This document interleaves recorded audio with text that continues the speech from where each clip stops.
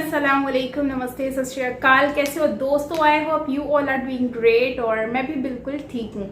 आज हम रिएक्ट करेंगे कृष्णा जी जो हैं, मतलब कि ये फ्रेंड फॉरगिव दुर्योधना, मतलब दुर्योधन या फिर दुर्योधना। सो चलते वीडियो की तरफ और देख लेते हैं इस वीडियो को। So let's start.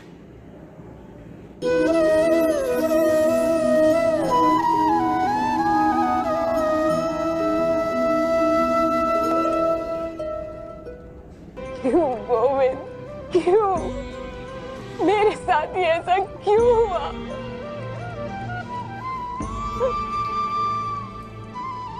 इतना बड़ा अपमान, क्या पाप किया था मैंने गोविंद? किन कर्मों का फल भोग रही हूँ? जो भी हुआ सखी, वो ना तुम्हारा कर्म था और ना ही किसी कर्म का फल। वो तो केवल तुम्हारे साथ हुआ एक अकस्मात था, कौरवों के पुराने कर्मों का फल था, जो उनके हाथों इतना बड़ा दुष्कर्म हुआ।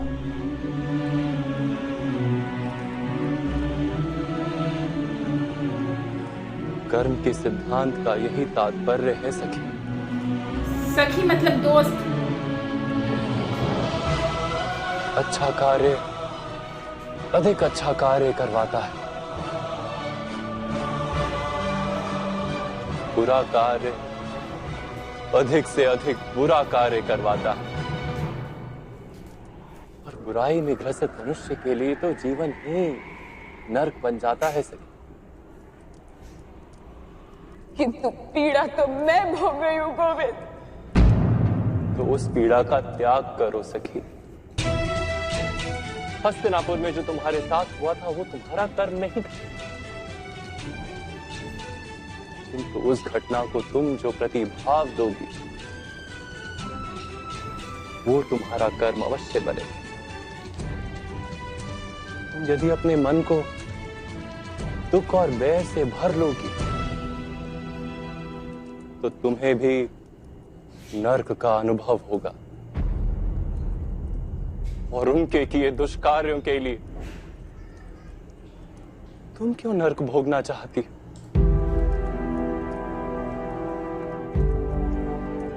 बैर का त्याग कर दो सखी। मन को निर्मल कर लो। नदी में जो मैल जाता है, नदी उसे समुद्र में उड़ेल देती है, स्वयं स्वच्छ हो जाती। तुम भी अपनी पीड़ाओं को परमात्मा में उड़ेल दो। परमात्मा तो सारे संसार की पीड़ाओं को अपने भीतर समा लेने के लिए सदा ही सज।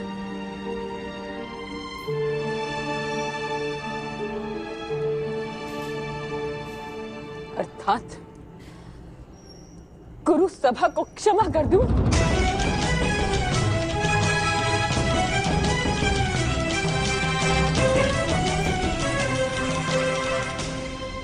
हाँ सखी, क्षमा कर दो, अन्यथा प्रतिशोध में फंसी रहोगी, न्याय नहीं कर पाओगी।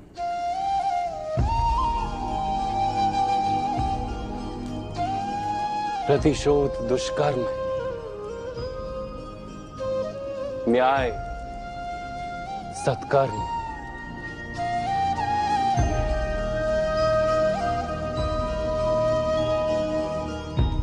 भेद क्या हुआ गोविंद?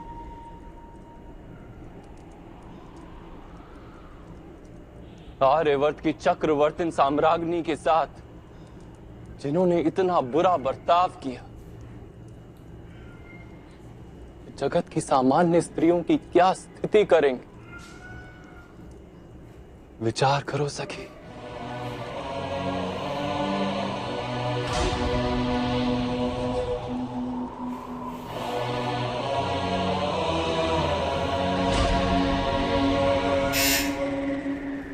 अपनी पीड़ा में संसार की पीड़ा को देखो। अपने दुखों को संघर्ष बना लो। एक बात समझ लो सखी, जो केवल अपनी पीड़ाओं को गले से लगाकर जीता है वो निर्बल बन जाता है, किंतु जो व्यक्ति सारे समाज की पीड़ाओं को अपने हृदय से लगाकर जीता है, बहुत गहरा ये इसने मैसेज दिया है, वो बलवान बन जाता है।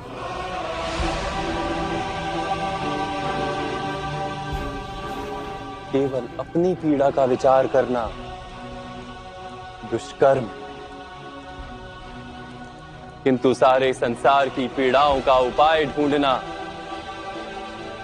सत्कर्म।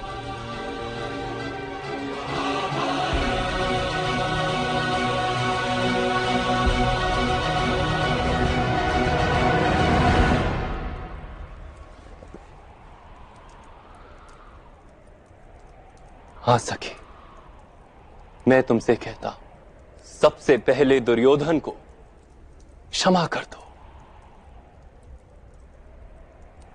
वही उसके विनाश की ओर प्रथम चरण होगा।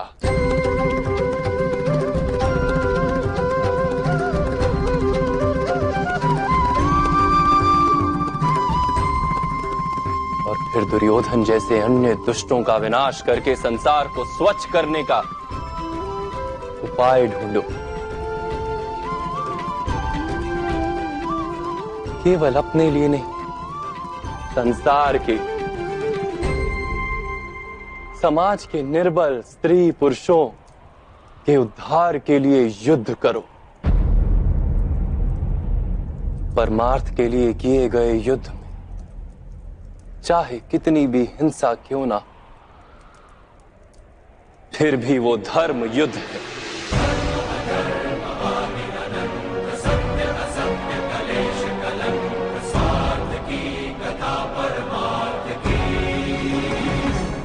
कहो,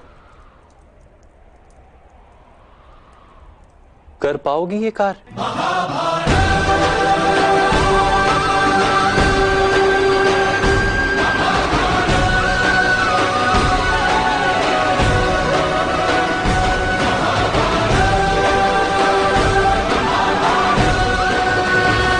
हाँ गोविंद,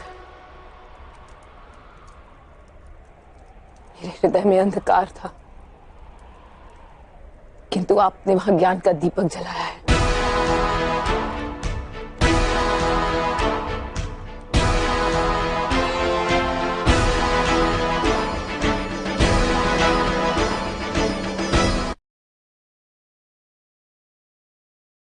ये दुर्योधन को माफ करने के लिए कहा कृष्ण जी ने। जैसा कि आप जानते हैं कि उस टाइम पर, जब महाभारत के टाइम पर, मतलब कि बेसिकली हुआ यही था कि जो द्रौपदी है उनके साथ मिसबिहेव किया गया था। उनको जो है वो जुए में हार गए थे पांडव, और जो है वो उनके साथ जो है वो फिर इतना मिसबिहेव किया गया, दुर्योधन ने इतना मिसबिहेव किया पूरी भरी महफिल में उनके साथ, जो है उनको जिस तरह उनकी इंसल्ट हुई, उनके जो है ड्रेस वगैरह उसके साथ मिसबिहेव हुआ।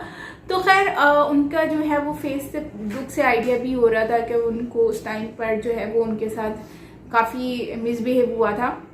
लेकिन जो है वो उसके बाद जो है वो काफ़ी मतलब मेन चीज़ तो तभी स्टार्ट हो गई थी ना, जब जो द्रौपदी के साथ ऐसा हुआ। तो फिर उसके बाद जो है कृष्ण जी जो हैं वो उनसे कहते हैं द्रौपदी से कि तुम जो हो ना माफ़ कर दो दुर्योधन को, क्योंकि माफ़ी देना मतलब कि इसमें हम अगर समझे ना तो ये एक हमारे लिए बहुत बड़ा लेसन है, ये बहुत गहरा लेसन है। जिसको हम समझें तो ये हमारे लिए बहुत बड़ी चीज़ है। और इसमें हमने जाना कि हमें जो है ना कोई गलती करता है तो उसको माफ़ कर देना चाहिए। उसको अगर हम हर किसी की बात को दिल में नहीं रखना चाहिए, और दूसरों के दुख में शरीक होना चाहिए, दूसरों के दुख को जो है वो अपना महसूस करना चाहिए। मतलब किसी और का जो मतलब अपने लिए ज़िंदगी मत जियो, दूसरों के लिए जियो, तो वो असल ज़िंदगी है। मतलब मुझे इस टाइप का कुछ इसमें मैसेज समझ आया है, जो कि एक बहुत ही अच्छी चीज़ है। और इसमें यह भी है कि चाहे जो कोई भी आपको कितना भी बुरा आपके साथ कर देते हैं, आपको उसको माफ़ कर देना चाहिए और अपने लिए, अपने हक राइट के लिए भी लड़ते रहना चाहिए। तो खैर द्रौपदी को काफ़ी कृष्ण जी ने समझाया कि तुम जो हो तुम माफ़ कर दो उसे और जो है उसको माफ़ी दे दो। तो फिर काफ़ी समझाने के बाद जो है वो द्रौपदी को समझ आ गया कि हाँ ठीक है। कृष्ण जी ने जब पूछा कि क्या तुम कर पाओगी ऐसा समझाने के बाद, तो वो कहती है हाँ ठीक है, मैं मुझे समझ आ गई है। फिर वैसे जैसे हमें भी समझ आ गई है। तो खैर दुर्योधन ने उस टाइम पे बहुत बुरा किया और सब लोग ही थे वहाँ पर, और वहाँ पर जितने भी लोग थे उन सब के सामने द्रौपदी के साथ इतना मिसबिहेव हुआ।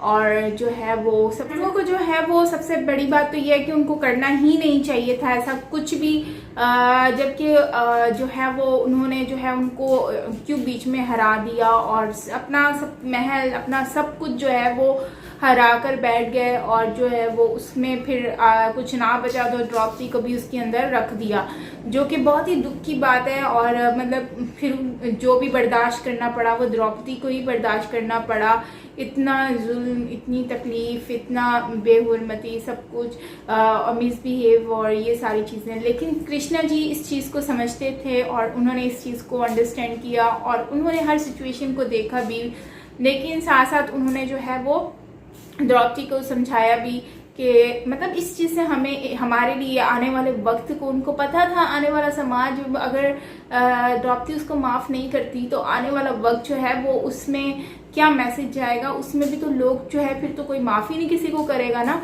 तो मुझे लगता है कि ये आगे के वक्त को देखते हुए उन्होंने जो है वो इस चीज़ को काफ़ी अच्छे से हमें समझाया है। तो फ्रेंड्स आपका क्या कहना है इस वीडियो के बारे में ज़रूर बताइएगा कमेंट सेक्शन में। और क्या द्रौपदी को माफ़ कर देना चाहिए था दुर्योधन को, क्या नहीं करना चाहिए था इतना कुछ होने के बाद, या मुझे बताइएगा कमेंट सेक्शन में। सो मिलता है नेक्स्ट वीडियो के साथ। Till then take care, bye bye.